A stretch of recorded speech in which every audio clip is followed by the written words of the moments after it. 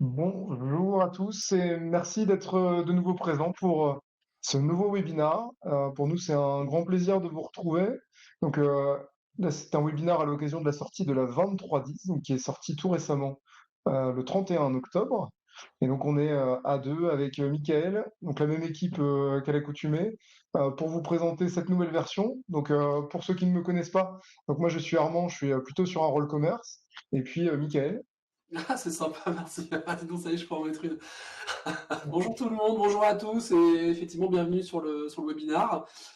C'est Michael Mourcia pour ceux qui me connaissent et puis pour ceux qui ne me connaissent pas, c'est pareil, le Michael Mourcia. Donc écoutez, Armand va assurer aujourd'hui le morceau de présentation de l'introduction côté Canopsis et puis moi je prendrai la suite sur la démo pour représenter on va dire les principales fonctionnalités de la 2310.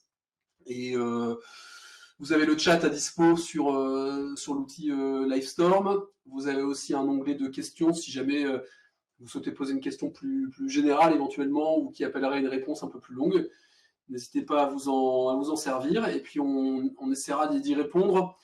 Armand pourra m'interrompre pendant la présentation, enfin pendant la démo, si jamais il y a des questions en direct et puis on fera le nécessaire.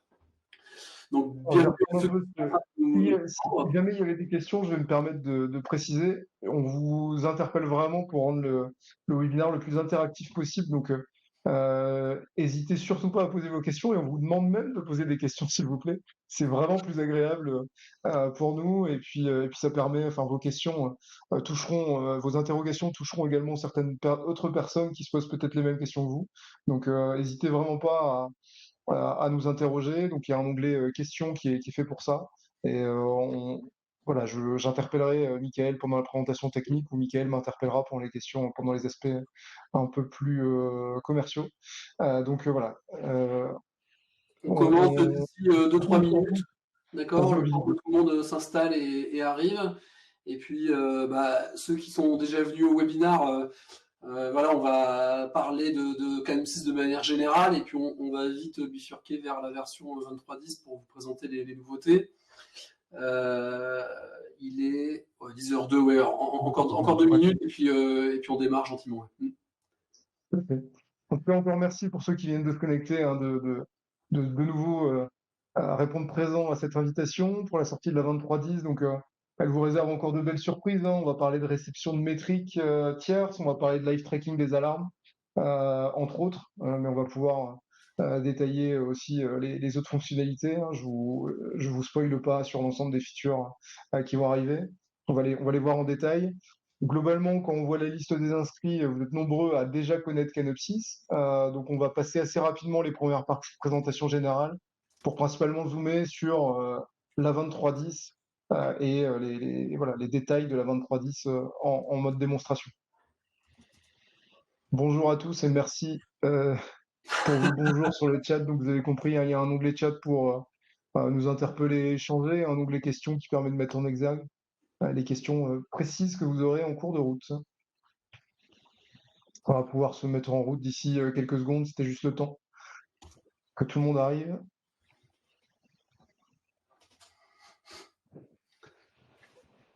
Toc, bon, écoute, il y On va y a. aller. Allons-y.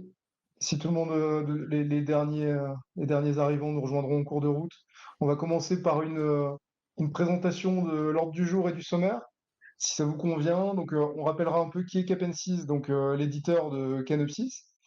La première partie ensuite sera un peu générale, donc sur la problématique qui nous a amené à développer Canopsys. Donc, après avoir découvert Capensis, l'intégrateur, on donnera une visibilité sur la problématique qui nous a amené à être éditeur, les fonctionnalités de Canopsys dans sa version 23.10 et de manière générale, son positionnement de marché vis-à-vis de l'observabilité. On parle beaucoup d'observabilité aujourd'hui, donc voir un peu comment Canopsys s'intègre dans une stack d'observabilité, le fonctionnement général en ouvrant un peu le capot. Et puis, comme je disais, hein, vous êtes nombreux à déjà connaître Canopsys, donc cette première partie, on va la faire assez rapidement. Et on va zoomer sur le Canopsys dans sa version 23.10 et les spécificités de cette version au travers d'une démonstration, hein. On reviendra point par point et on vous les mettra en image au travers d'une démo. On en arrivera avec une visibilité sur les évolutions, donc on vous donnera un peu de visibilité roadmap sur ce qui viendra après la 23.10. Et puis, on finira par une visibilité sur l'offre commerciale et quelques références qui vous permettront de vous rassurer quant à l'adoption de Canopsys, si ça vous convient. Ah tiens, je vois que Georges a un petit souci de connexion sur le poste. Il est sur son iPad. J'espère que ça va bien se passer tout de même, Georges. Et en tout cas, bienvenue. Donc, voilà pour l'ordre du jour qu'on vous propose. Si on démarre tout de suite avec la présentation de Capensys, donc ceux qui ne nous connaissent pas, donc Capensys c'est l'éditeur de Canopsys, et donc chez Capensys on a deux activités qui sont travailler en synergie. Une activité qui existe depuis plus de 20 ans, parce qu'on est né en décembre 2002, et donc 20 ans d'expérience sur l'expertise, sur un positionnement de spécialiste des systèmes Linux et des solutions d'infra open source. Autour de finalement ce positionnement de marché, on va apporter une couverture globale de tout projet d'infrastructure. Ça va partir ça va démarrer avec une capacité à vous accompagner sur un métier d'étude, de conseil, de design d'architecture, un positionnement d'intégrateur, d'accompagnement en support également, après avoir installé et intégré la solution dans votre environnement, et des capacités pédagogiques pour vous transférer la compétence et pour vous accompagner sur un métier de formation. Donc finalement, si on résume nos métiers, qui sont des phases inhérentes à tout projet d'infra, du conseil, design d'archi, études, de l'intégration, du support et de la formation. Et donc, sur finalement une spécialité que je vous ai évoquée en disant les systèmes Linux et les solutions d'infrastructure open source, on pourrait les détailler davantage au travers de nos 4 domaines d'expertise. Un premier domaine d'expertise qui est plutôt couche basse, donc qu'on appelle socle Linux. On va retrouver dans ce domaine notre expertise sur les distributions, donc le monde Red Hat, le monde Debian. On est capable également d'accompagner sur de la SLES, des problématiques de web server, de la sauvegarde, de la virtualisation, de la conteneurisation. Je ne suis pas exhaustif, mais vous pourrez retrouver l'intégralité des technologies sur lesquelles on peut vous accompagner sur notre site internet, qui vient d'être fait d'ailleurs, capensys.fr. On est également spécialiste, et on va pouvoir zoomer sur cette spécialité aujourd'hui, sur le monde de l'observabilité, et donc un domaine qu'on appelle vision du SI. Et donc dans ce domaine de l'observabilité, on est expert sur les outils de monitoring open source, du Centréon, du Zabbix, donc en fonction des contextes et des historiques, on va se positionner sur ces deux solutions qui sont clairement les deux solutions qui ressortent dans le monde open source sur la partie monitoring, de la centralisation de log, et bien sûr Canopsys qui vient en chapeau des différentes solutions de monitoring que vous pouvez avoir sur le parc et qui vient agréger et centraliser l'information. Le métier d'industrialisation, donc aujourd'hui on n'administre plus le parc serveur comme on le faisait il y a encore quelques années. Aujourd'hui, on automatise un maximum de tâches et les outils de config management tels que Ansible ou Puppet nous facilitent beaucoup la vie pour homogénéiser un peu les confs et industrialiser les confs dans une culture DevOps. Et donc, on est capable de vous accompagner dans cette dimension d'industrialisation. Je mets en exergue Ansible et Puppet, mais on peut également on peut également évoquer d'autres technos, du patch management, de l'orchestration, finalement un certain nombre du provisioning avec du Terraform. Encore une fois, je suis pas exhaustif, mais je cite quelques technos sur lesquels on a une bonne expertise. Je vois qu'il y a une question de Kevin. Pouvons-nous faire une installation de Canopsys sur l'orchestrateur Kubernetes? On va pouvoir revenir dessus, Kevin, et on détaillera ça dans les réponses. Les solutions collaboratives, donc c'est un axe un peu plus historique chez nous. On va parler de Zimbra, on va parler de Samba, on va parler d'OpenLDAP, donc toute une notion de partage qui va derrière tout cela, du Nextcloud également sur le mode domaine. Donc voilà, j'ai parcouru un peu certaines technos au travers de nos domaines d'expertise. Ce qu'il faut retenir, c'est qu'aujourd'hui, on a une activité de service avec un peu plus de 25 collaborateurs qui sont présents principalement sur le nord-ouest de la France, donc le siège social qui est à Lille, une agence à Nantes, une agence à Tours et un point de présence parisien. Et notre expertise et notre expérience dans la prestation de services et dans le métier d'intégration de solutions open source nous a amené à constater qu'il existait un manque il y a encore 10 ans, il y a plus de 10 ans, à force de mettre en place des solutions de monitoring, on s'est rendu compte qu'il existait un manque et qu'il n'existait pas en open source une solution d'hypervision qui venait centraliser, agréger et présenter les données après un traitement pour les pilotes d'exploitation et pour une gestion optimale des alarmes par les équipes d'exploitation et pour un reporting aussi auprès des métiers. Et face à ce constat, on a développé la première solution d'hypervision open source du marché, qui s'appelle Canopsys. Voilà un peu pour les deux activités. J'ai essayé de faire une présentation complète tout en étant le plus complet possible. Si vous avez des questions, n'hésitez pas à revenir vers nous au travers du chat ou au travers de l'onglet questions.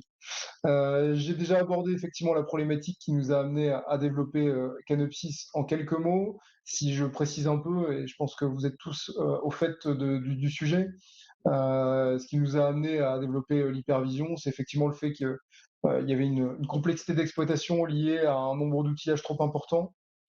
Le fameux adage qui dit que trop d'alarmes tue l'alarme nécessitait un traitement préalable avant la restitution. Et donc l'hypervision répond à ce besoin et un manque de visibilité globale, parce qu'effectivement, quand on a plusieurs outils et qu'on n'a pas d'agrégation et de centralisation des données et de traitement de la donnée pour une meilleure restitution, on a un manque de visibilité globale et on a une visibilité qui est trop partielle au travers des différents outils.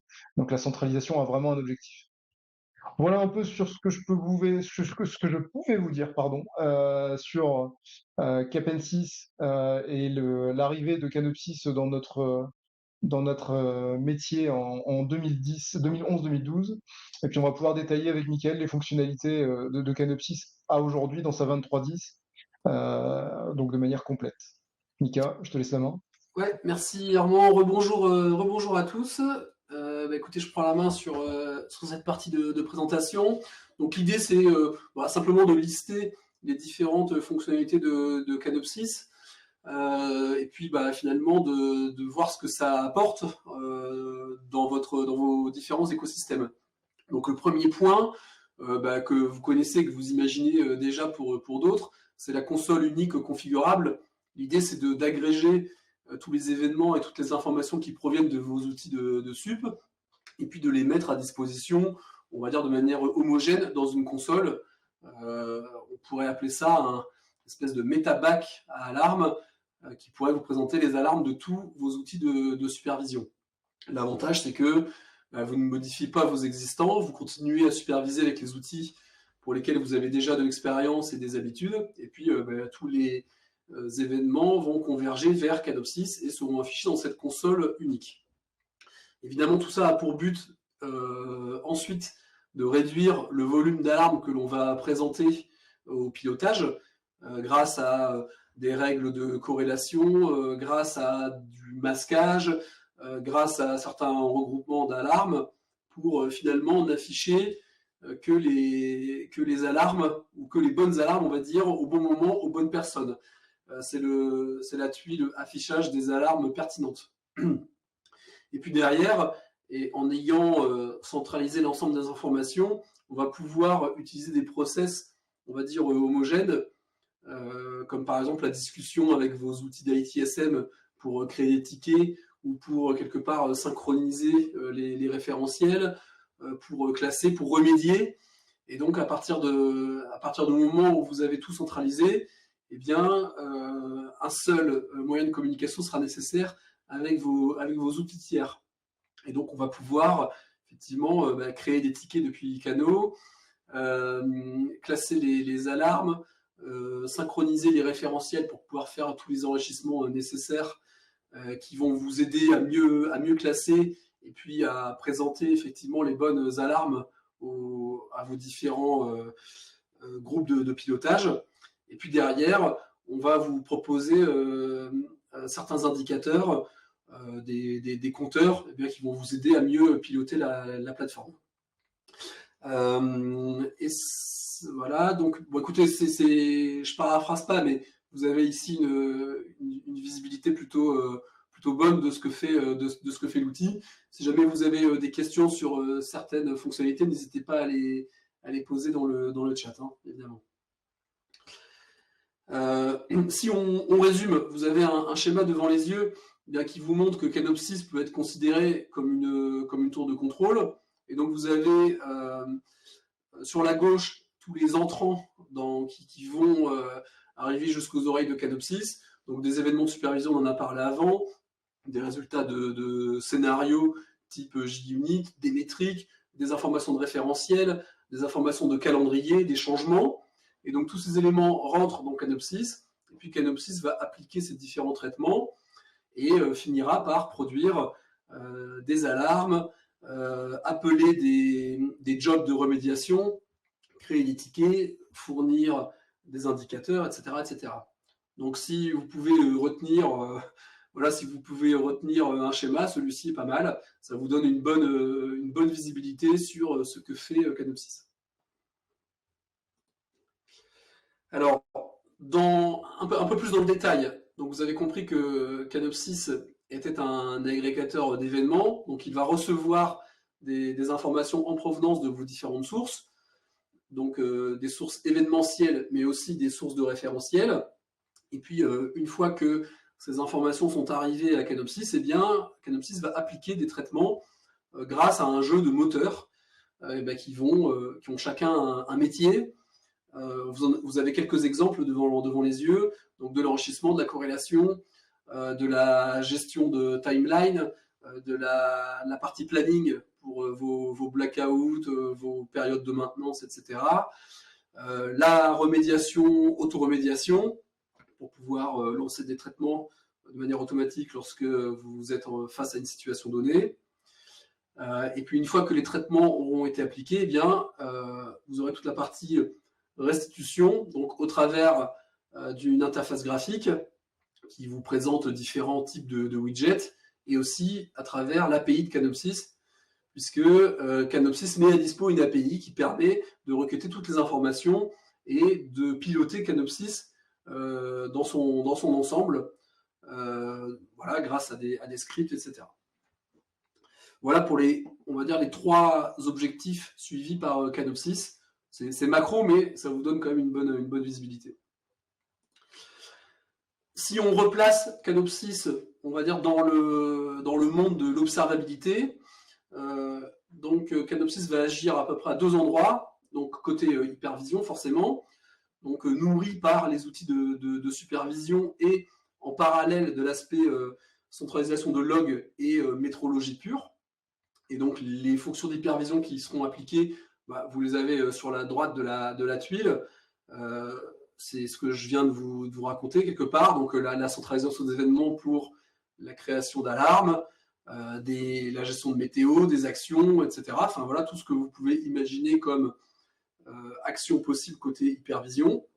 Et puis sur le sur le cran d'au-dessus, sur l'observabilité, eh bien, on aurait l'aspect auto-remédiation, corrélation, chiffres, notifs, etc. Voilà, qu'on positionne nous à cet endroit-là. Et donc Canopsys agit sur au niveau de ces deux tuiles.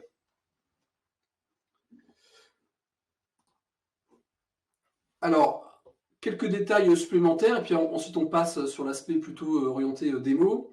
Donc je vais vous donner quelques infos sur les trois objectifs, c'est-à-dire l'agrégation d'événements, le traitement et la restitution. Ça vous donnera un peu plus de détails pour mieux comprendre. Donc vous avez des exemples de connecteurs de données qui vont finalement envoyer des événements à Canopsys dans son API ou directement dans son bus de données.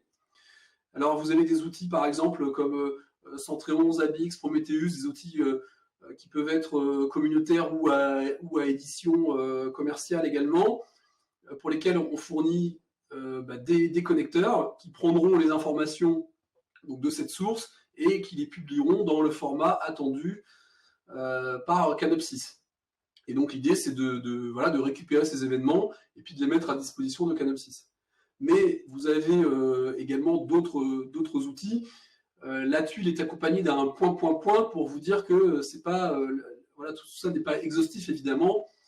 Les moyens d'interagir avec Canopsys sont relativement simples, donc c'est finalement pas très complexe de fabriquer un connecteur et puis de pouvoir envoyer ces données à Canopsys. Vous avez aussi la possibilité de récupérer des informations en provenance de vos applications. Je vous ai expliqué juste avant que Canopsys exposait certaines API pour justement recevoir des événements ou des données de référentiel. Et donc, c'est clairement le moment de s'en servir et puis de publier tout ce que vous souhaitez dans Canopsys. Et ça se fait de manière relativement simple. Alors, il faut imaginer que voilà, toutes ces interconnexions viennent avec des connecteurs qui sont dédiés ou qui sont génériques et qui vous permettent ces communications. Voilà pour l'aspect centralisation, c'est comme ça que ça fonctionne. Une fois arrivé dans Canopsys, eh bien, vous avez la chaîne de traitement qui va se mettre en œuvre. Donc, on a symbolisé le bus de données par ce trait vert que vous avez devant les yeux. Et puis, chaque moteur va appliquer un traitement finalement sur les données reçues. Et juste pour la parenthèse, Armand en reparlera ensuite, mais vous avez des moteurs verts et des moteurs bleus. Donc les moteurs verts sont des moteurs communautaires, tandis que les moteurs bleus sont fournis dans l'édition Pro de Canopsys. Vous avez quelques exemples en dessous. Donc de l'enrichissement, donc les événements qui arrivent, vous pouvez les réconcilier avec des référentiels ou en direct au moment où ils se produisent. Vous avez une gestion de calendrier qui vous permet d'appliquer vos changements, d'appliquer vos maintenances, d'appliquer des pauses sur des événements qui seraient en cours ou qui arriveraient plus tard. Vous avez des mécanismes de ligne de vie, de heartbeat, les règles d'inactivité. On peut également appliquer des règles de corrélation pour regrouper des alarmes en méta-alarmes pour diminuer le volume d'alarmes. Vous avez une gestion de service. On en reparle un petit peu après dans l'aspect roadmap parce qu'on va transformer cet aspect-là pour ajouter certains algorithmes de calcul d'état justement sur les services, voilà, pour être plus proche des besoins utilisateurs recensés. Un moteur d'action qui va être capable de déclencher des notifications, exécuter des scripts externes, etc. Enfin voilà, tout ce qui va être, tout ce que Canopsys va pouvoir piloter sur certains déclencheurs. De la remédiation et autoremédiation pour discuter avec des ordonnanceurs de tâches, pour lancer des corrections lorsqu'une alarme se produit. Timeline, puis de données. Donc voilà, on gère un puits avec des indicateurs qui sont requêtables par vos outils tiers ou vous le verrez par certains widgets de Canopsys directement. Voilà pour l'aspect traitement et transformation. Et puis ensuite, vous avez l'aspect restitution et donc différents widgets qui sont mis à disposition.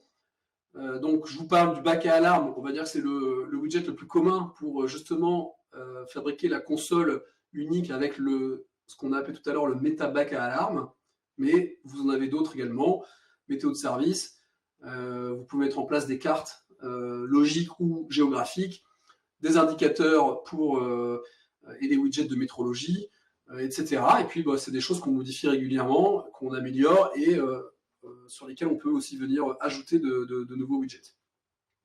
Et donc Canopsys est livré avec une gestion de vue, de droit sur son interface web qui vous permet de finalement designer la présentation qui est la bonne pour vous en fait tout simplement.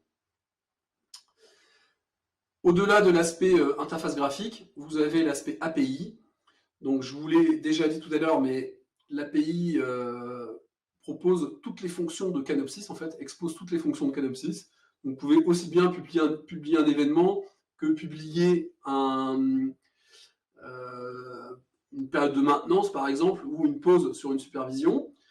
Comme vous pouvez générer des règles de gestion également par cette API, ou venir interroger les différentes alarmes en cours. D'accord ? Donc ça, c'est vraiment vous qui choisissez comment vous souhaitez interagir avec cette API.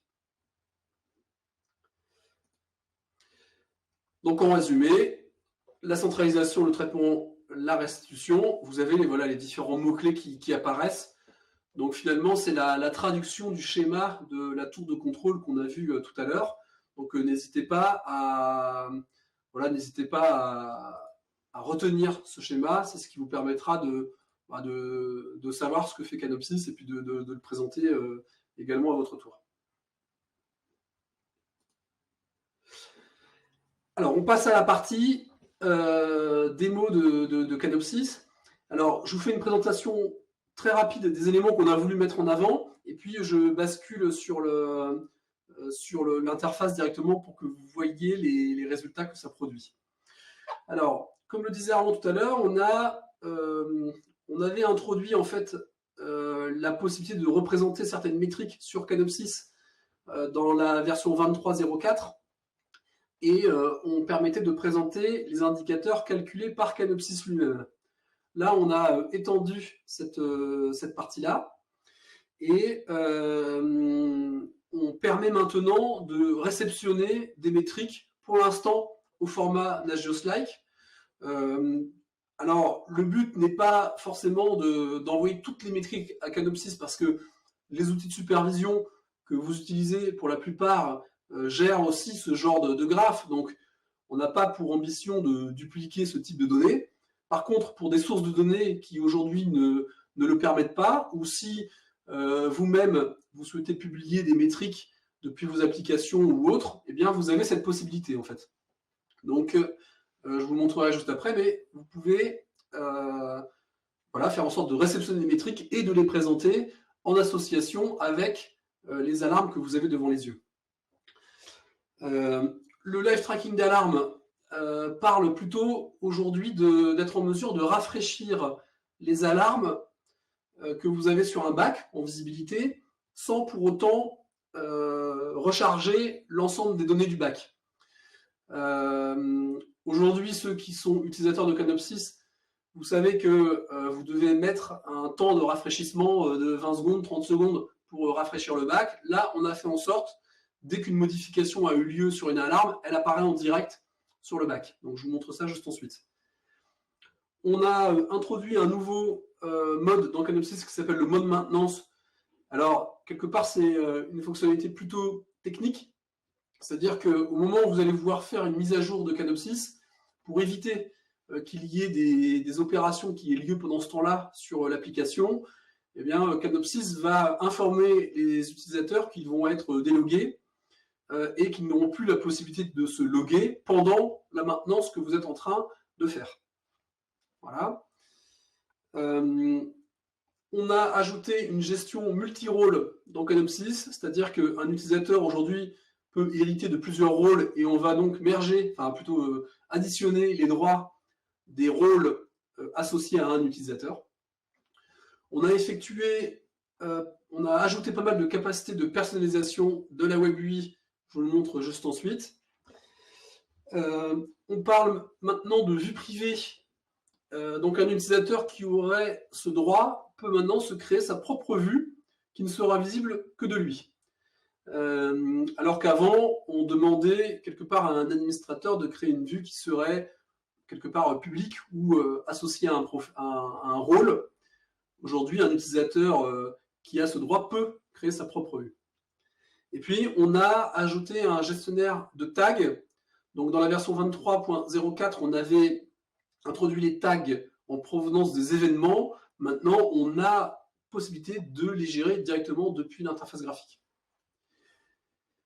Alors, c'est parmi les nouvelles fonctionnalités. Sur le site de doc de Canopsys, vous avez la release note complète. Vous verrez qu'il y a un certain nombre de features qui sont apparues en 23.10. Voilà, on a souhaité mettre celle-ci en avant. N'hésitez pas à m'interroger quand je vous présente la démo. Hein. Alors, je vais partager peut-être mon écran.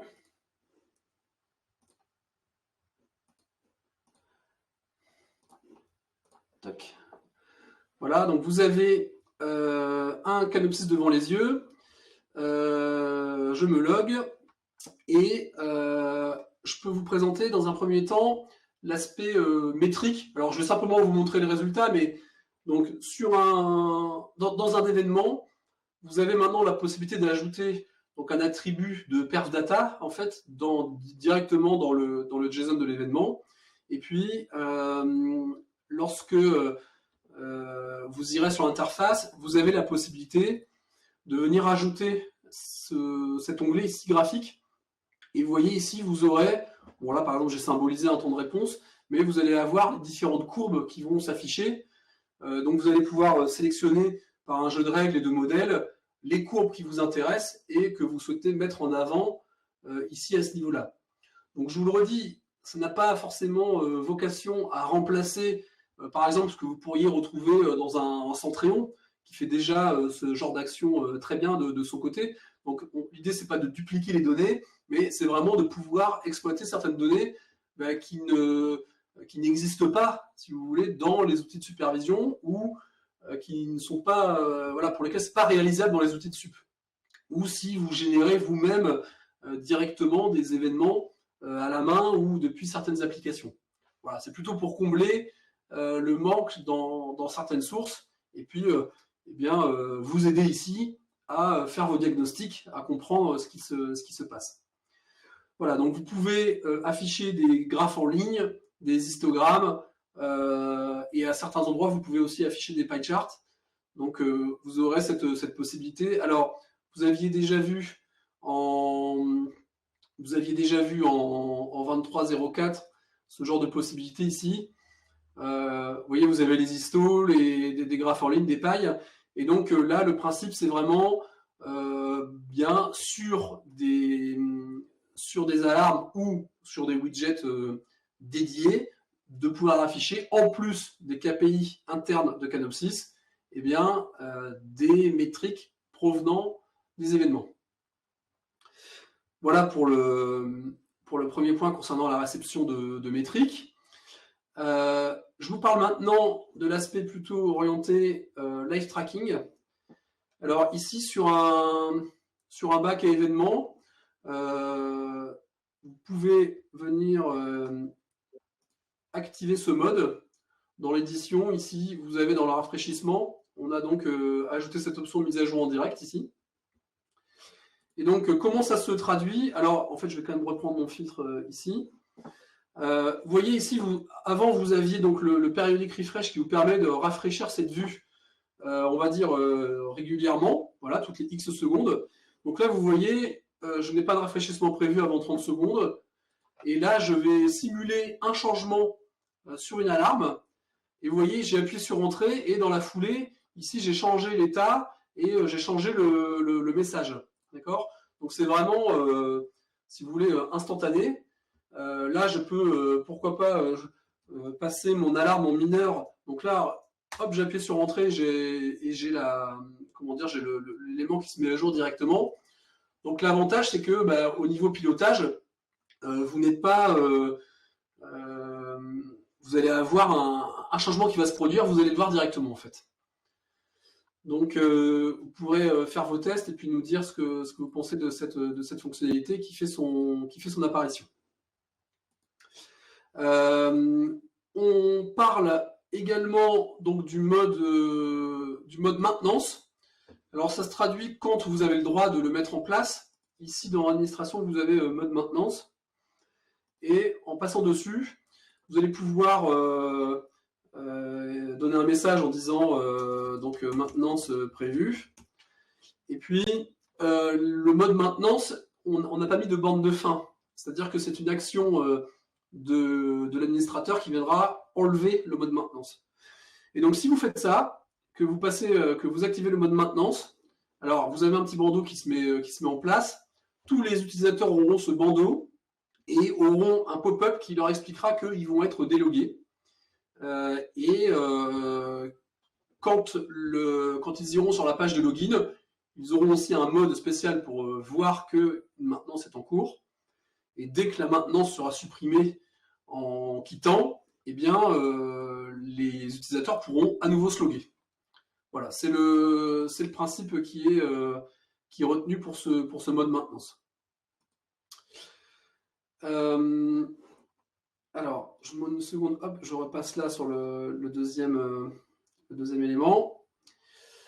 Alors, le multi-rôle, alors je vais passer une question de Sophie, ça déconnecte les utilisateurs? Oui, en effet, ça les délogue de Canopsys. Le principe, c'est vraiment qu'il n'y ait pas d'opération utilisateur pendant la maintenance qui est prévue. C'est instantané en fait. Hein. C'est à partir du moment où on active, l'utilisateur a un pop-up et puis il est délogué dans la foulée. Alors, vous pouvez coupler ça avec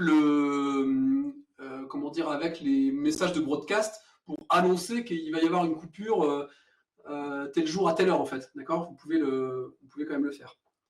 William demande si il faut quand même que le serveur Nginx reste up. Oui, il faut effectivement qu'on puisse servir la page qui dit que le mode maintenance est en cours, en effet. Oui, tout à fait. Alors, sur l'aspect multi-rôle, c'est relativement simple. Un utilisateur ici, eh bien, quand on va ajouter un utilisateur, tout simplement, on peut ici sélectionner plusieurs rôles, alors qu'avant c'était un seul rôle. L'opération, finalement, ce qui va se passer, c'est que les droits du rôle admin et les droits du rôle pilote vont être mergés et l'utilisateur bénéficiera de l'ensemble des des rôles ajoutés, des droits de ces rôles de manière ajoutée.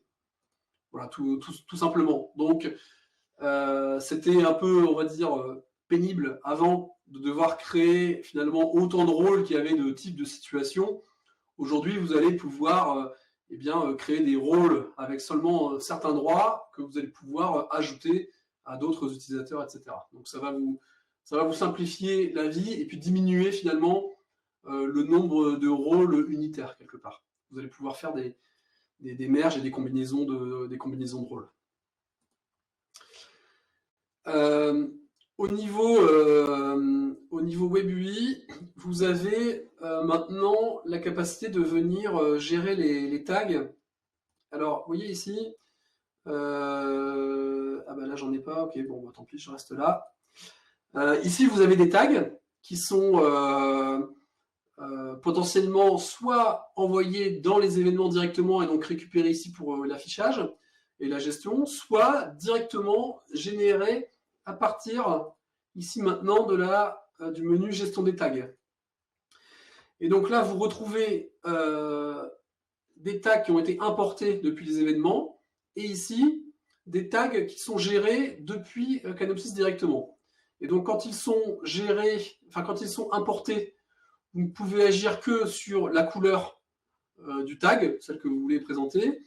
Et lorsqu'ils sont créés par Canopsys directement, eh bien, vous pouvez effectivement choisir le nom, la couleur, et puis un modèle sur lequel vous allez l'appliquer.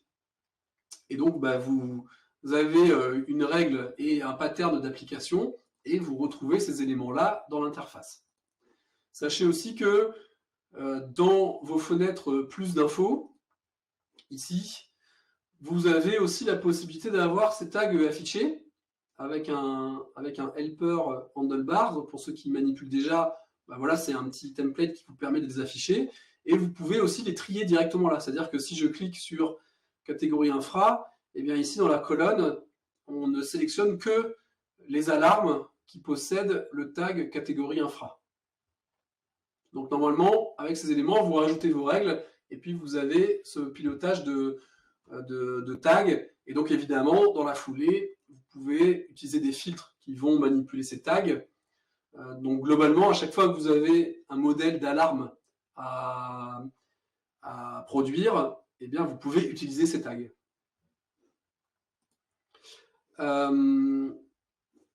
Sur l'aspect vue privée, quand vous avez le droit de créer des vues privées, eh bien ici dans le menu de gauche, vous avez un nouveau bouton, créer une vue privée. Alors, dans la création de cette vue, il n'y a absolument rien de révolutionnaire, si ce n'est que cette vue finalement ne sera visible que par vous, donc que par le créateur. Alors, peut-être qu'on rajoutera des fonctions de partage par la suite. Pour l'instant, la fonctionnalité est ciblée de cette manière.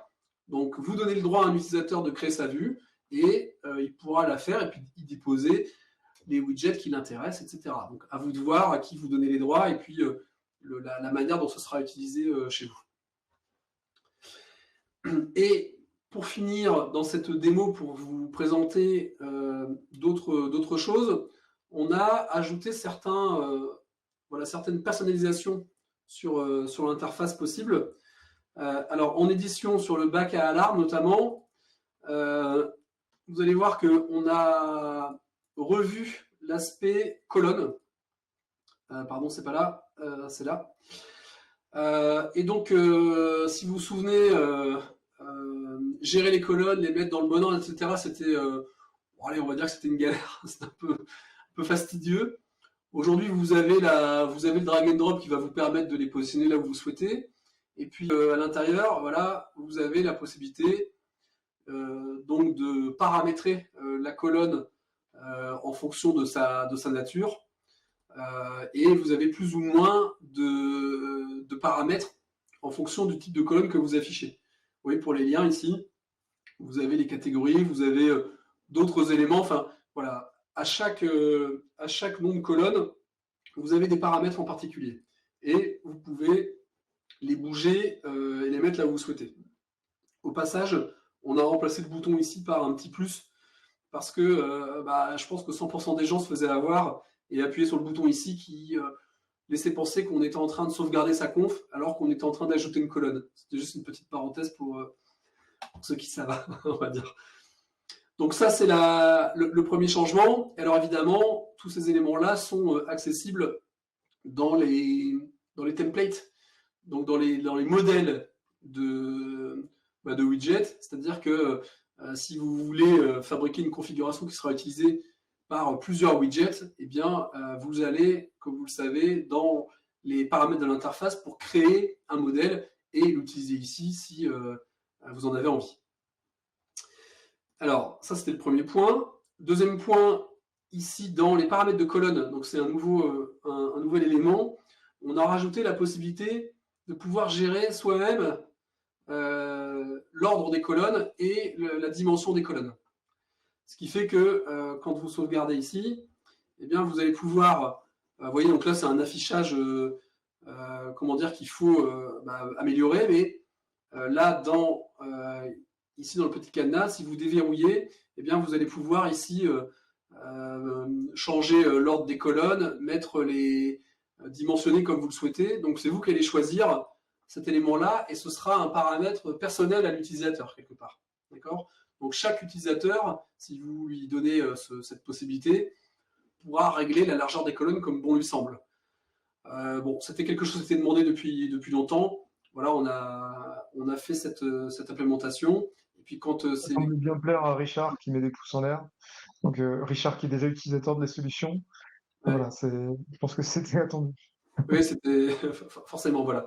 Donc vous pouvez laisser comme avant avec un calcul automatique de la largeur en fonction de ce qu'il y a à présenter dans les colonnes, ou alors bien vous fixez les éléments parce que vous avez un écran wide ou parce que vous affichez ça sur une télé ou je ne sais quoi. Donc c'est vous qui allez choisir cet aspect-là.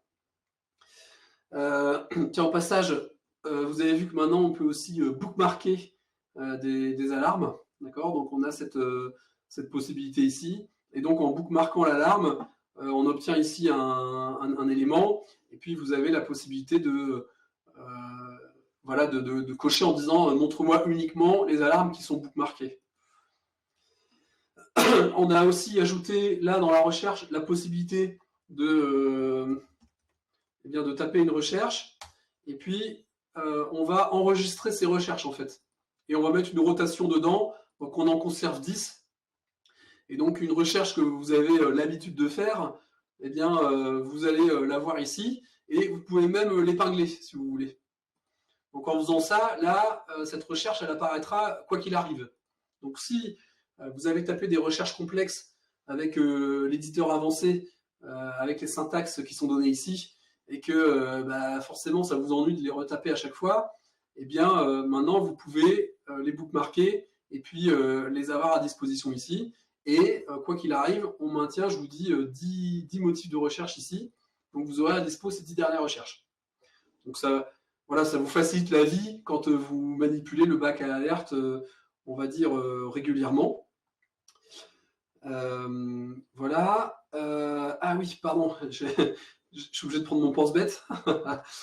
Euh, Autre chose, on a introduit dans Canopsys en version Après, j'ai 23. des questions. Ouais. Il y a une question, pardon? Ouais, j'ai des questions, mais vas-y, continue ta phrase, je te coupe après. Ok. Alors, on a introduit en version 23.04 les thèmes dans Canopsys, les thèmes graphiques. Et on proposait nous-mêmes des thèmes pour avoir un mode sombre et puis un mode compatible avec les daltoniens. Et on a maintenant donné la possibilité de créer son propre thème. Alors, tout n'est pas personnalisable, mais vous avez quand même déjà bon nombre d'éléments qui le sont. Et donc, ajouter un thème et vous allez pouvoir voilà, paramétrer un certain nombre de couleurs. Vous allez pouvoir paramétrer l'affichage des lignes dans vos bacs à alarme pour pouvoir alterner les couleurs d'une ligne sur deux, changer les couleurs, mettre un surlignage au moment où vous passez la souris, changer les couleurs de criticité. Ça paraît pas, mais il y a beaucoup de gens qui nous demandent d'adapter les couleurs, d'avoir un vert plus vert et un rouge moins rouge, etc. Donc c'est vrai qu'il y a pas vraiment de normes à ce niveau-là. Donc finalement, en laissant la possibilité à l'utilisateur de le faire, eh bien, vous pourrez appliquer un thème. Et donc, une fois que Ouais. vous aurez créé votre thème, eh bien, vous le sélectionnez ici dans le profil, d'accord? Et voilà, vous choisissez votre thème à cet endroit-là, et puis ça s'applique en direct.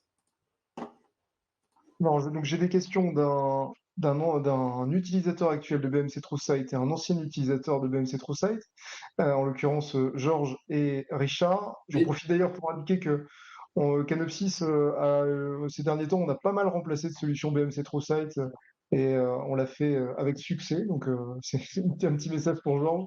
mhm. Richard pourra en témoigner. Donc, si je commence par Georges, il nous indique justement, comme il utilise BMC TrueSight, que chez lui, les colonnes sont personnalisées par type de profil. Pilote, superviseur.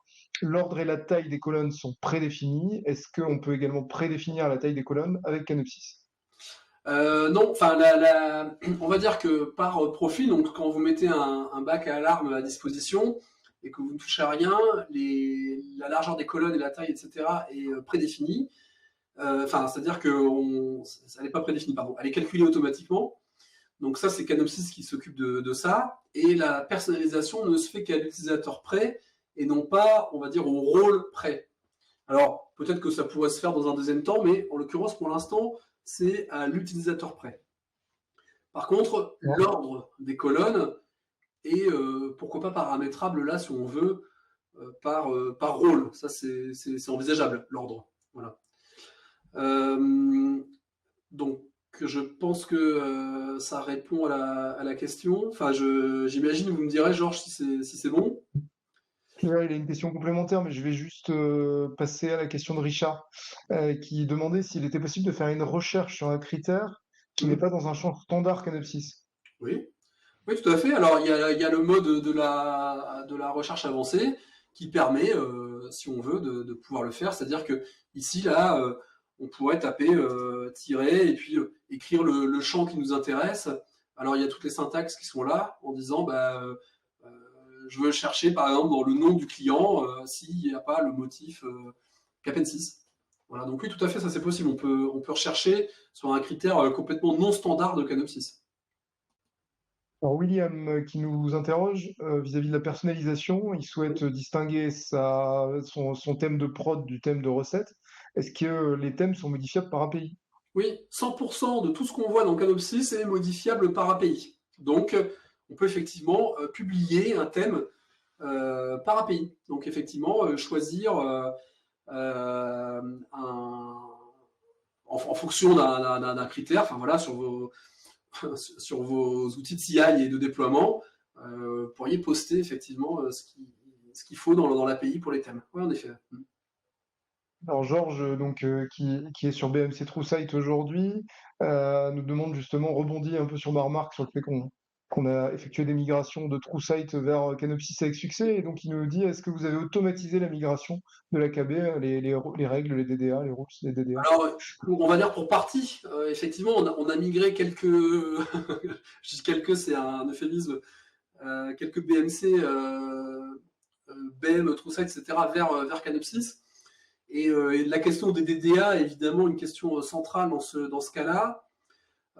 Et donc, en général, effectivement, on arrive à automatiser eh bien, la reprise des données qui sont présentes dans vos DDA et bien souvent dans les fichiers CSV de vos DDA, et puis à créer les règles qui vont, voilà, qui vont en face. Bah, j'ai vu qu'il y avait Richard juste avant qui est en train de discuter. Donc, c'est justement voilà, une étape qu'on a passée avec Richard et voilà, une presta qu'on a fait ensemble en tout cas sur une des dernières. Une dernière migration de DDA. Donc effectivement, oui, c'est possible de le faire, quoi. Voilà. Alors forcément, faut étudier la tête des DDA, regarder ce qui est fait, mais jusque-là, on s'en sort en fait. Voilà, on arrive à migrer les DDA. Avec plaisir, Georges. On pourra en discuter Ouais. spécifiquement, sans souci.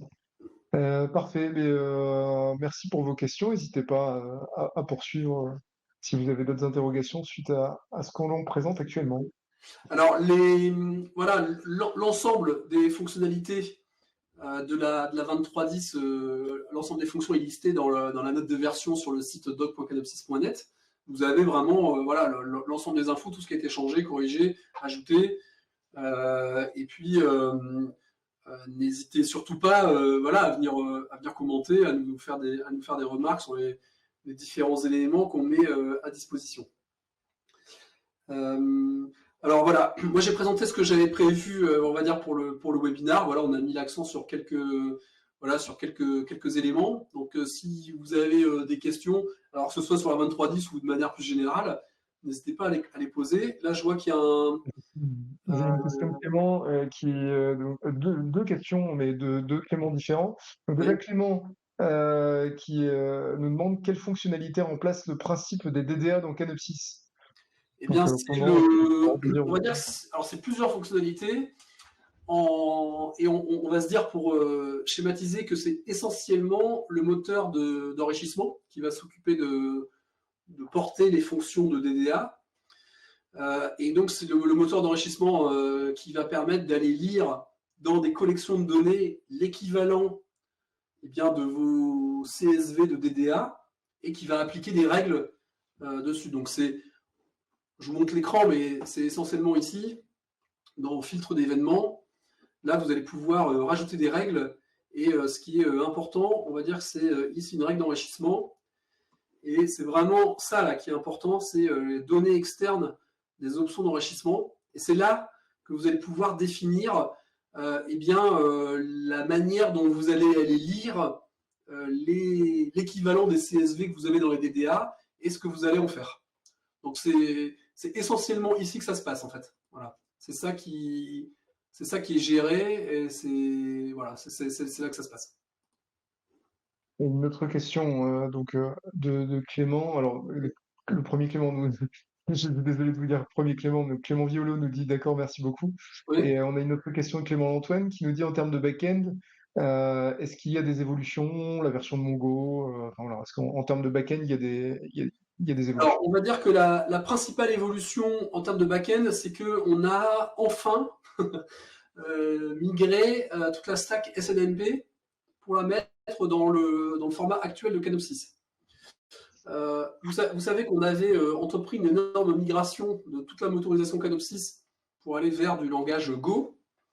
Et alors, ça n'est pas le cas de la stack SNMP qu'on a maintenue en Python, mais qu'on a mis à jour vers Python 3, etc. Voilà, pour que ce soit bien maintenu et qu'on ait toutes les fonctionnalités. Et donc, on a fait cette migration. Donc, dans la note de version, vous verrez comment ça fonctionne pour pouvoir en bénéficier et comment migrer si vous utilisiez déjà l'ancienne stack SNMP. Donc ça a pas mal changé. Voilà. Et puis, on a supprimé le moteur, je dis bien le moteur service, pas la fonctionnalité service, mais le moteur, voilà, qui aujourd'hui ne faisait plus, entre guillemets, que passe-plat, Et donc, on a déporté toutes les fonctions de ce moteur dans un autre, voilà, pour mutualiser puis rationaliser un peu les moteurs qu'on met à dispo. Donc, on va dire que ce sont les changements principaux. Et après, sinon, rendez-vous sur la note de version, parce que vous allez voir, il y a peut-être une centaine de points, donc je n'ai pas forcément tout en tête, mais vous verrez, voilà, les changements sont inscrits là. Ouais. Est-ce que vous avez d'autres questions peut-être? Oui, il y a une question de Kevin. Non, c'était une autre question de Clément. Pardon, j'avais vu Kevin qui était en train de taper, qui nous interroge. Donc, tout peut tourner sur 2 nœuds Canopsys en parallèle? Question. Ah, en fait, on me teste, j'ai l'impression. Non, effectivement, c'est vrai que j'ai pas parlé de ça et c'est un changement qui peut être quand même, on va dire, important. Alors, de manière générale, aujourd'hui, on impose le fait que MongoDB tourne en mode réplica 7. C'est-à-dire que on a absolument besoin, à plusieurs endroits dans Canopsys aujourd'hui, d'avoir un système avec une gestion de transactions. Et MongoDB n'offre des transactions que lorsqu'il tourne sur un réplica 7. Un peu technique, mais voilà, c'est la contrainte ou on va dire le prérequis pour être plus positif. Et donc aujourd'hui, vous devez avoir un réplica 7 en place pour que Canopsys s'exécute dans de bonnes conditions. Donc si vous étiez en mono-nœud, un seul nœud Mongo, eh bien vous allez devoir passer en réplica 7. Alors, et j'ai répondu à côté, d'accord. Je parlais des nœuds Canopsys. Oui, vous pouvez faire tourner 2 nœuds Canopsys. Vous pouvez faire tourner 2 nœuds Canopsys. Alors ça n'enlève pas l'histoire du réplica 7. Le réplica 7 est obligatoire pour faire fonctionner Canopsys maintenant. Et effectivement, vous pouvez avoir 2 nœuds applicatifs Canopsys si vous voulez. Les moteurs peuvent s'exécuter en parallèle. Et il y a certains, je pense par exemple au moteur qui gère l'horodatage,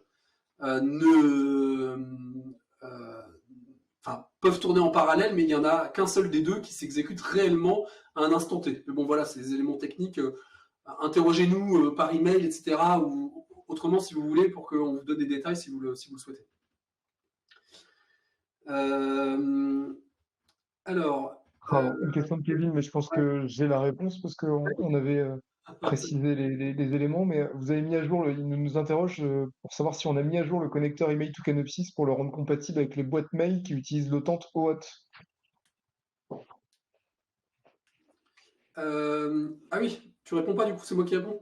Alors non, mais je te la pose à haute voix, mais c'est parce que j'ai la réponse aussi. Mais, non, le connecteur email to Canopsys n'est pas à jour pour le moment. Pour le moment, il continue d'utiliser les mécanismes d'authentification qu'il gérait jusque-là. Bon, je crois que c'est des sujets qui sont sur la table en ce moment, hein. Armand, Oui, c'est pour ça que j'avais la réponse. Effectivement, on avait échangé avec Cyril, hein, avec Cyril et Vincent et les équipes Inetum pour indiquer que et globalement, on fonctionne comme ça, c'est-à-dire que quand il y a des sujets on a des clubs utilisateurs qui nous permettent de mettre beaucoup d'acteurs autour de la table, et lorsqu'il y a des sujets d'évolution qui sont pas roadmappés à court terme, mais qui sont importants pour certains utilisateurs, on peut faire évoluer notre roadmap moyennant un financement partiel. Donc voilà, on se veut flexible et euh, on se veut facilitateur. Et donc, ce point-là, justement, c'est un point qui est critique pour Inetum, mais qui n'était pas roadmappé à court terme parce qu'il ne touchait à ce stade qu'Inetum dans les remontées qu'on a pu avoir. Voilà un peu pour le retour. Alors, Clément qui nous disait OK, on peut continuer si c'est clair pour Kevin et pour tout le monde. Bah, écoute, à ce moment-là, on repasse sur la présentation. Alors, si vous avez des questions qui vous viennent entre-temps, n'hésitez pas, hein. C'est facile. Alors, quelques mots sur les éléments sur lesquels on travaille en ce moment. Côté roadmap, donc alors voilà, le mot root cause est suffisamment accrocheur, on va dire. C'est ce que je vous expliquais tout à l'heure en préambule. On est en train d'ajouter des algorithmes de calcul d'état de service dans Canopsys qui vont nous permettre enfin je le dis à votre place, de pouvoir gérer des poids sur des éléments qui constituent un service, remonter une chaîne de root cause et descendre dans la chaîne d'impact, dessiner finalement on va dire des arbres de dépendance, j'allais dire correctement, en tout cas avec de meilleurs algos que simplement des algos de calcul de pire état, comme c'était le cas aujourd'hui. Donc ça, c'est vraiment l'encours. Donc ce sera disponible pour la 24.4, donc en avril. C'est rendez-vous pour ceux qui les souhaitent dans des versions preview intermédiaires qui vous permettront de voir un peu comment ça fonctionne, mais je pense que c'est des fonctionnalités qui vont vous plaire. On agit aussi en ce moment sur deux types de travaux de machine learning sur l'apprentissage des sources, des data sources et du typage des alarmes. Alors pour l'instant, on a certains résultats, mais qui ne sont pas encore assez précis pour l'instant. C'est pas forcément très simple de bosser sur le machine learning et puis, enfin, de bosser dessus si c'est simple, d'obtenir des résultats qui soient vraiment exploitables. Ça, c'est une autre paire de manches, mais ce sont des sujets sur lesquels on bosse en ce moment également. Et puis, on a un chantier d'étanchéification des données qu'on a remis au goût du jour pour pouvoir gérer des BU, du multi-client, etc., dont on a certainement déjà parlé avec certains d'entre vous. Alors pour info, on maintient une roadmap à 3 ans qui inclut les réflexions internes donc de chez nous, de chez vous, et puis comme le disait Armand juste avant, une capacité aussi à changer l'ordre des fonctionnalités dans la roadmap s'il y a des choses que vous souhaiteriez voir apparaître avant. Voilà, c'est toujours possible aussi d'écouter et puis de pourquoi pas on va dire perturber le cours des choses sur la roadmap. D'ailleurs, j'avais gardé une question de François en début de présentation, qui nous demandait, lorsqu'on avait parlé il nous avait déjà interrogé sur le type de fourniture et le type d'installation de Canopsys. Et donc, il nous demandait si on avait une date ou une prévision prévue pour la mise à disposition des chartes Helm, donc sur un format Kubernetes. Je crois que c'est le premier semestre 2024, tu pourras certainement confirmer, Mika? Là tout de suite, je t'avoue que j'ai pas le truc en tête, quoi. Ouais. Ouais, des visibilités que j'avais, on était sur ce premier semestre 2024, très certainement, à affiner. Ok. Je laisse poursuivre.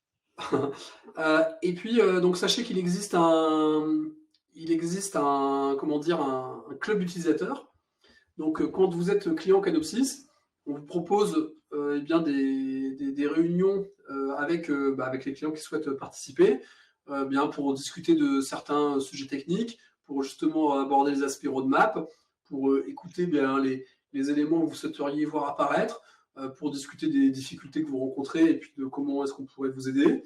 Voilà, donc l'idée, voilà, c'est de se mettre autour d'une table et puis de discuter autour de Canopsys, de retour d'expérience, de nouveaux dossiers qu'on traite, voilà, pour vous tenir informé de l'actualité Canopsys. Voilà ce qu'on apporte en fait lorsque vous êtes client Canopsys. Je vois une question là sur la partie support des environnements Cube. Eh bien, c'est toute la question. Voilà, quand on aura publié l'aspect chart, à ce moment-là, effectivement, on introduira certainement ça comme des méthodes officielles qu'on pourra maintenir et donc pour lesquelles on pourra assurer un support.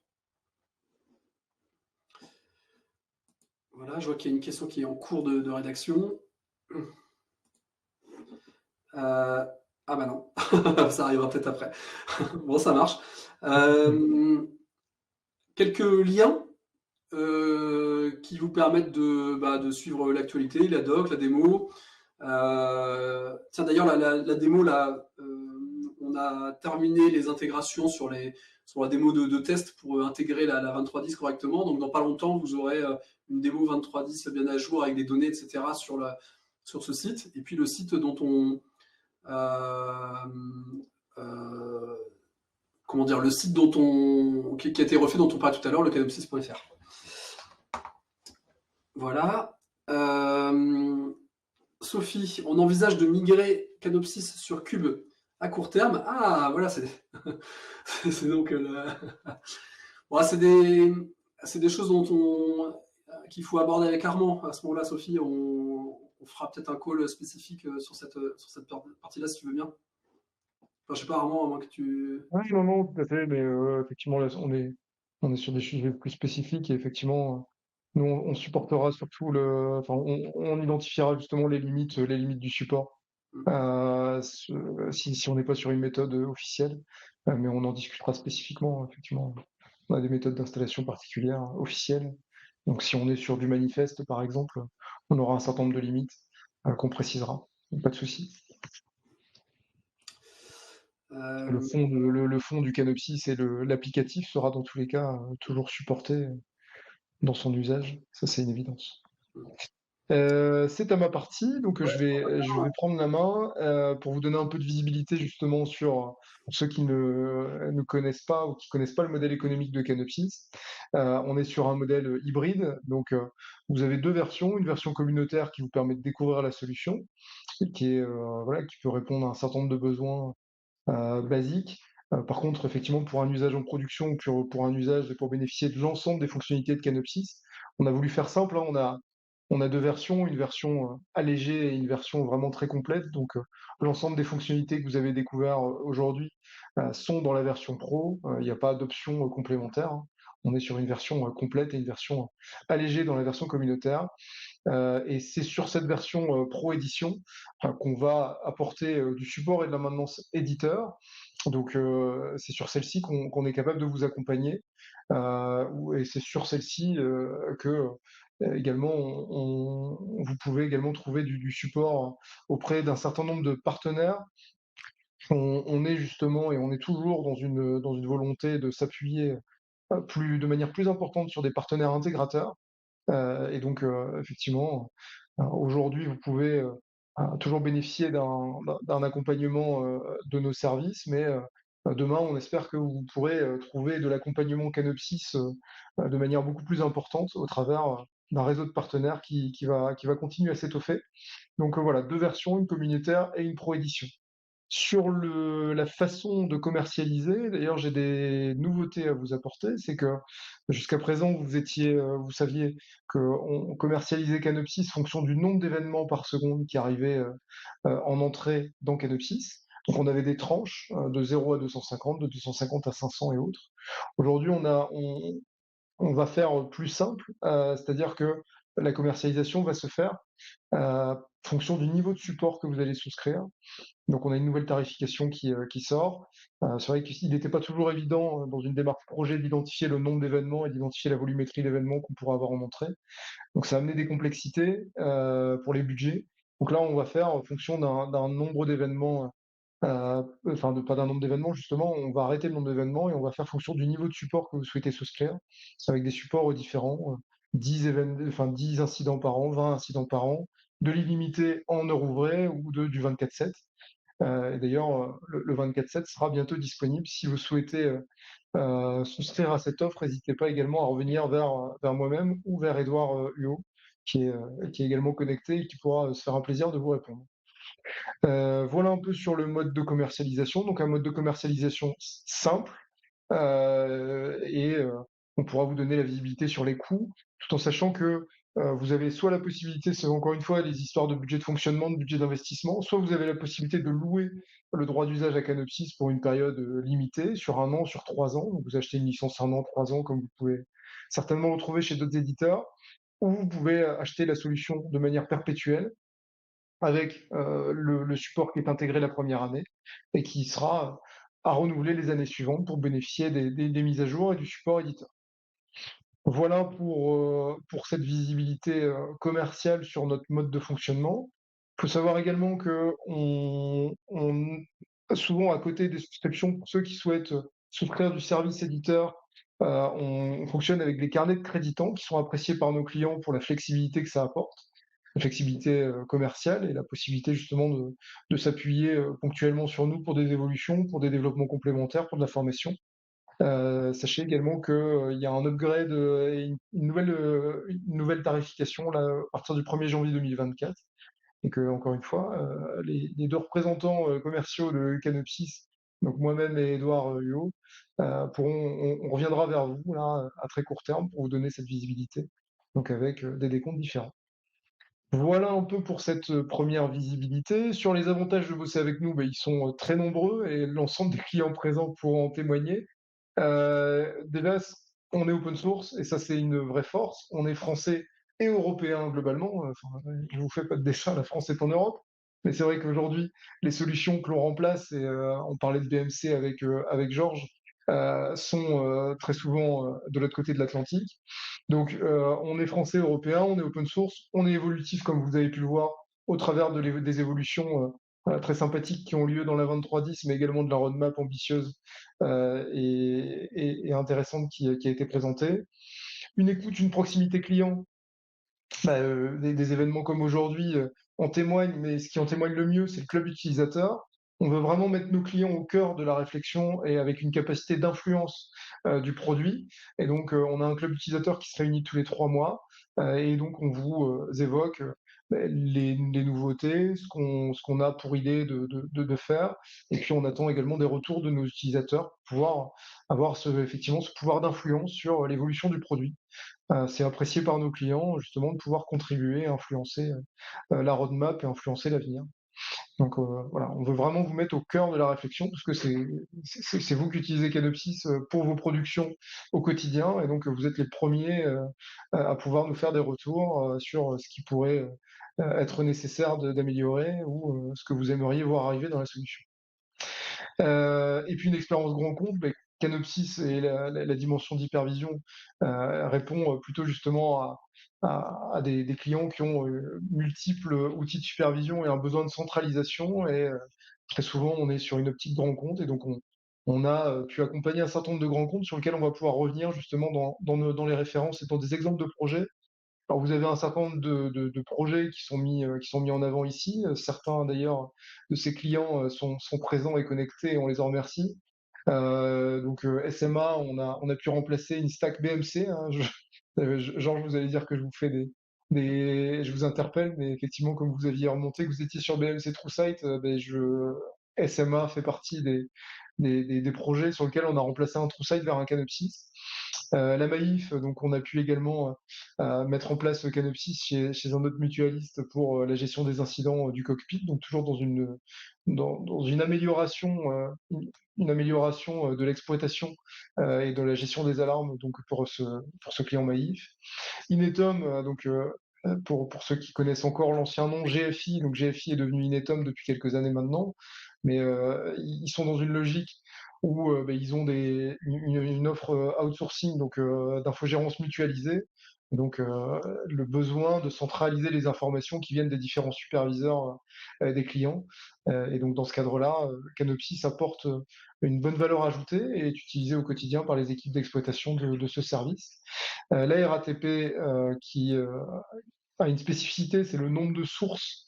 On a connecté plus de 27 sources, donc ça a pu démontrer la capacité de Canopsys dans l'interfaçage et l'interconnexion avec des sources de données très différentes. On s'est même interfacé avec des données venant de Schneider Electric, enfin voilà, des données un peu de gestion bâtiment et hors un peu IT. Le NOC Orange, l'une de ses spécificités, c'est le nombre d'événements par seconde. On a pu tester et, et stresser un peu notre solution avec une gestion de plus de 1500 événements par seconde. Donc c'est pareil en termes de robustesse. Vous avez un certain nombre de garanties qu'on a pu valider au travers de ce projet. Et puis Pôle emploi, qui est un client qui a deux stacks. Une stack plutôt à destination d'une visibilité métier, météo de service. C'est vrai on a assez peu parlé de la météo de service aujourd'hui, mais on a également des tuiles de météo qui permettent de communiquer à destination des métiers, de donner une visibilité sur la réponse que peut apporter l'IT vis-à-vis des contrats de service qui sont tissés en interne. Et puis, toujours le besoin d'améliorer l'expérience des pilotes d'exploitation pour une gestion optimale des alarmes et une gestion efficiente. Et donc voilà, il y a les deux, il y a deux stacks pour répondre à ces deux objectifs chez Pôle emploi. C'est un certain nombre de références, bien sûr, elles ne sont pas exhaustives. On va pouvoir retrouver d'autres références de manière plus détaillée ici, donc des références pour la partie Canopsys, mais également pour la partie prestation de service, donc des clients que l'on accompagne au quotidien ou presque. Voilà pour une visibilité sur la partie commerciale. Si je n'ai pas été complet ou si vous avez des questions complémentaires, bah, déjà on reste disponible et vous avez nos coordonnées qui s'affichent. Et puis sinon, vous avez encore le chat à disposition, donc n'hésitez pas à poser vos questions. J'aurai un grand plaisir à y répondre en live pour vos différentes requêtes, questions, remarques, voilà, suggestions, ce que vous voulez. Ouais, n'oubliez pas qu'on est aussi dispo si certains d'entre vous souhaitent réaliser des POC pour avancer, voir les différentes fonctionnalités, on va dire, appliquées dans vos différents environnements. Donc, quand vous voulez, quoi. N'hésitez pas à appeler Armand, Edouard et tout, et puis ça fera plaisir de planifier tout ça. Tout à fait. En tout cas, merci pour aujourd'hui. C'était sympa de vous revoir. En plus, vous étiez sacrément nombreux, donc c'est plutôt chouette. Donc, rendez-vous dans pas très longtemps sur la démo avec un dataset qui vous permettra de voir les différentes fonctionnalités que je vous ai montrées aujourd'hui. Et puis après, par mail, etc., ou par téléphone, n'hésitez pas à nous contacter. Et juste avant de partir, vous avez à côté de l'onglet chat, de l'onglet questions, vous avez un onglet sondage. Et donc, si vous pouvez remplir le sondage juste avant de partir, ça nous permet d'avoir des feedbacks et d'améliorer toujours nos présentations et puis d'être dans l'amélioration continue, quoi, tout simplement. Donc, hésitez surtout pas, c'est important pour nous. Et puis de savoir un peu aussi comment vous souhaitez avancer suite à ce webinar. Merci beaucoup, merci pour votre présence, merci pour l'intérêt que vous avez pour notre solution et pour ce qu'on fait. Et puis, on vous dit à très bientôt. Ouais, Enregistrez nos numéros et puis appelez-nous pour vos projets et vos questions complémentaires. très bien, ça marche. Salut tout le monde, merci Bonne beaucoup. journée. Et puis, on se retrouve très bientôt. Au revoir à À tous. bientôt. Au revoir.